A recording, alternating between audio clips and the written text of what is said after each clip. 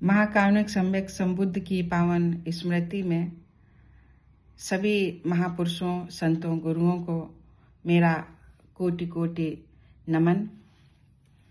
आप सभी सम्मानित बुजुर्गों, माताओं, बहनों, भाइयों और प्यारे बच्चों को मेरा सादर नमो बुद्धाय, जय भीम।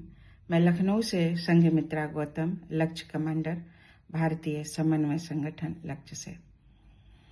नानक चंद रत्तू जी के द्वारा लिखी हुई किताब डॉक्टर अंबेडकर के अंतिम कुछ वर्ष, अध्याय 11 आगरा भ्रमण, इसे मैं पढ़ करके सुनाने जा रही हूँ। मेरी रिक्वेस्ट है कि आप लोग सुने। एकमात्र सही रास्ता।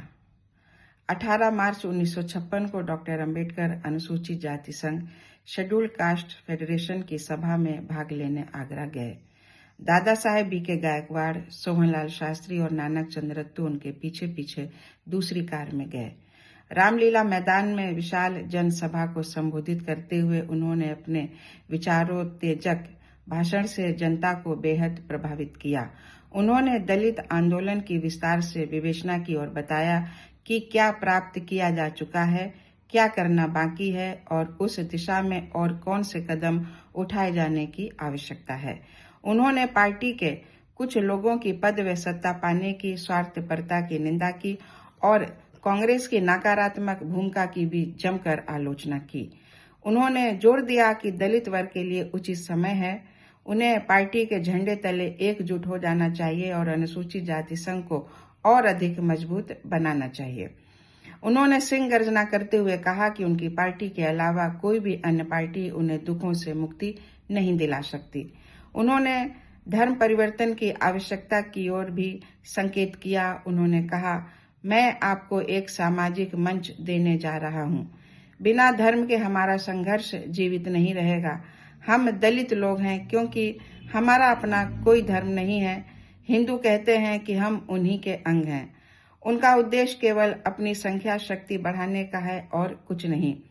उन्होंने कहा कि इसी कारण 1917 में हमने ये आंदोलन शुरू किया कि हम हिंदू नहीं हैं, क्योंकि यदि हम हिंदू होते तो हम अछूत ना होते और हम भी मंदिरों में पुजारी होते। इसी कारण 1925 में मैंने मंदिर प्रवेश का आंदोलन शुरू किया। उसका कारण ये नहीं था कि हमें देवताओं की पूजा करनी थी, बल्कि हमें अपने अधिकार के लिए दृढ़ प्रतिज्ञ होना था। यदि मैं हिंदू हूं तो मुझे आजादी मिलनी चाहिए और मंदिर में पूजा करने व पुजारी बनने का अधिकार मिलना चाहिए। इस पर हिंदुओं ने घोषणा की कि उनके धर्म में छुआछूत का कोई स्थान नहीं है। इसके बाद ही 19 मार्च 1927 को मैंने रत्नागिरी जिले में महाट तालाब सत्याग्रह शुरू किया ताकि अछूतों को तालाब से पानी लेने का अधिकार मिल सके। इसके बाद हिंदुओं का पाखंड उभर कर सामने आ गया, जो हम सबको मालूम है। जब तक शास्त्र और हिंदू हैं और शंकराचार्य अपनी गद्दी पर विराजमान हैं, वे किसी को भी स्वतंत्रता नहीं दे सकते और हमें मुक्ति दिलाने की बात तो अरण्य रोदन ही है। हिंदू धर्म का आंतरिक उद्देश्य केवल ब्राह्मणों व गायों की रक्षा करना है। जिस किसी ने गाय व ब्राह्मण की रक्षा की, उसे राजा बना दिया। उनके धर्म का यही एकमात्र लक्ष्य और उद्देश्य है। यही कारण है कि आज तक ना तो इस्लाम ने और ना ही हिंदू धर्म ने अछूतों के हित के बारे में कुछ भी सोचा। मैं दलित वर्ग को जो धर्म देने जा रहा हूँ वह बुद्ध धर्म है। इस पर सभी लोग प्रसन्न हों। इसमें आत्मा, ईश्वर और यहाँ तक कि देवताओं को लेकर कोई भ्रम नहीं है। इसमें सर्वव्यापी भाईचारा, न्याय, समानता और मानवता की सेवा की भावना भरी है। हिंदू धर्म की नींव चातुर्वर्ण पर आधारित है, जो असमानता, अन्याय, भेदभाव और शोषण का सिद्धांत है। मैं जो धर्म दलित वर्ग को दे रहा हूँ वह इसी भारत का है। इसकी अपनी परंपराएं और संस्कृति है और एक दिन ये धम्म विश्व धम्म होगा, जिसका सर्वश्रेष्ठ स्थल भारत होगा। हम सभी प्राचीन बौद्ध हैं। मैं इस धम्म को एक नया जीवन देने जा रहा हूँ। इस धम्म को ग्रहण कर हम विश्वव्यापी धम्म के एक भाग हो जाएंगे। दूसरे, इसकी बुराइयों व समस्याओं के निदान के दृष्टिकोण को लेकर हम अंतर्राष्ट्रीय न्यायालय में जा सकते हैं।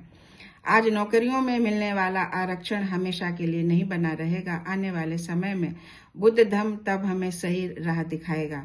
हमारे बौद्ध हो जाने से हमें जीवन के हर क्षेत्र में समान अवसर व दर्जा प्राप्त करने का मौका मिल सकेगा। बौद्ध देश भी हमारी रक्षा तथा हमारी आवाज उठाने के लिए आगे आएंगे। बुद्धम स्वीकार कर लेने पर ही हमारी सभी समस्याओं का हल निकल आएगा।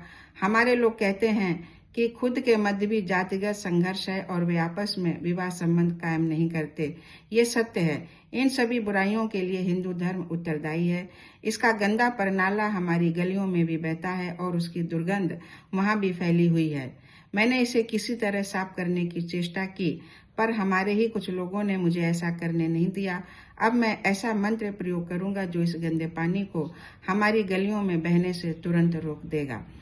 मैं बुद्धम स्वीकार कर लूंगा और तभी हमारे वर्ग व मध्य वर्ग में जातिगत संघर्ष का अंत हो जाएगा। उन्होंने दलितों में शिक्षित व उच्च शिक्षित लोगों को, जिन्होंने उन्हें धोखा दिया था, की ओर संकेत भी किया। उन्होंने कहा, मैंने आशा की थी कि शिक्षा व उच्च शिक्षा प्राप्त कर वे अपने दबे कुचले भाइयों की सेवा करेंगे, पर मुझे यहाँ बाबुओं की भीड़ देखकर निराशा हुई है जो अपना ही पेट भरने में लगे हुए हैं। तो साथियों, ये चैप्टर कंप्लीट हो गया। आप सभी के जीवन की मंगल कामना करते हुए आपसे विदा चाहूंगी। जय भीम, जय संविधान।